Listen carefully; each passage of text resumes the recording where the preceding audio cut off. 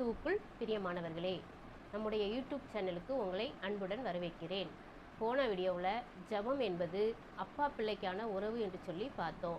இன்றைக்கி ஒரு காரியத்தை உங்களுக்கு நான் தெளிவுபடுத்த விரும்புகிறேன். அழுது புலம்பி ஜெபித்தால் தான் ஜெபம் என்பது பொய். அதுக்கு உதாரணத்துக்கு ஒரு வசனத்தை சொல்கிறேன். மத்தேயு 7:11.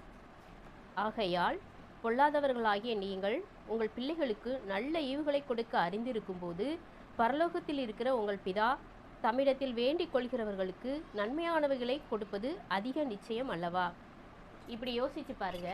உலக பிரகாரமான தகப்பனே தன் பிள்ளை அழுவதை விரும்ப மாட்டாங்க. அப்படி இருக்கும்போது நம்மளுடைய பரமபிதா நம்ம அழுவதை விரும்புவாரா? விரும்ப மாட்டார்.